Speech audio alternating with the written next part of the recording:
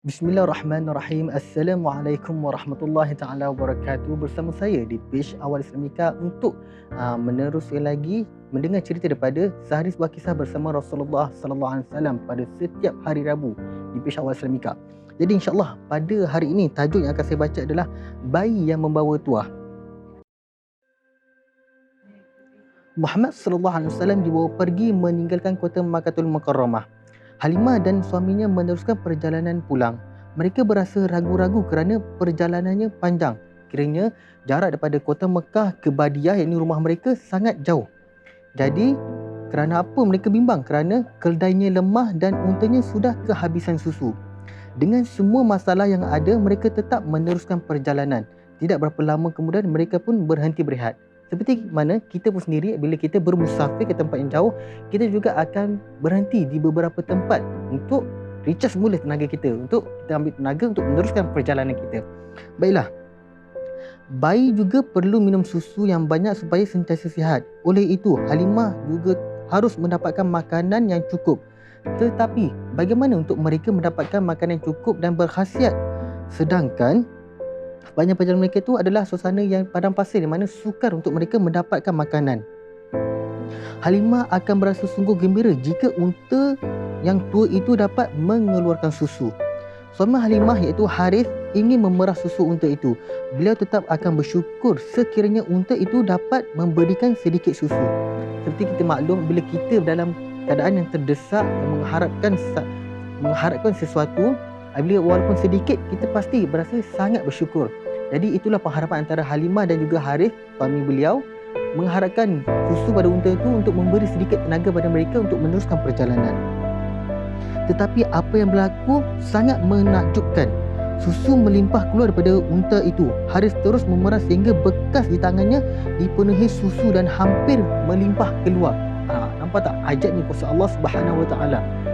Mana kita sedia maklum, untanya lemah dan tua, memerlukan susu sedikit. Tetapi ketika Harith ingin memerah, susu tu tiba-tiba menjadi banyak. Ajaib bukan? Dia menjerit kegembiraan. Dia memanggil, Halimah, Halimah, bayi ini sangat menakjubkan. Tengoklah susu ini. Ya, sungguh luar biasa. Bayi ini membawa kesenangan kepada kita. Dia tahu, dia tentu seorang yang bertuah dan dirahmati. Halimah memandang ke arah bayi itu, ini Muhammad sallallahu alaihi wasallam, sambil berkata, itulah impianku juga. Mereka minum susu unta itu sehingga kekenyangan. Nampak tak ajaib kuasa Allah Subhanahu Taala, yang mana mereka sedia maklum susu unta yang sedikit itu tiba-tiba menjadi cukup dan boleh membuatkan mereka sekeluarga menjadi kenyang. Alhamdulillah. Kemudian mereka meneruskan perjalanan dengan penuh kegembiraan dan harapan. Dalam perjalanan ke Badiah, mereka terlihat satu lagi keajaiban yang menakjubkan. Keldai yang menghadapi kesusahan untuk berjalan ke Mekah kini bergerak dengan laju dan pantas. Keldai itu cuba membawa penumpangnya dengan cepat menuju ke destinasi mereka. Nampak tak? Keldai yang lemah tadi tu menjadi tiba-tiba bertenaga dan boleh memikul mereka, membawa mereka ke tempat mereka, ke rumah mereka, ke Badiah dengan cepat, dengan penuh bertenaga. Sungguh menakjubkan. Dalam sekelip mata banyak perkara yang terjadi.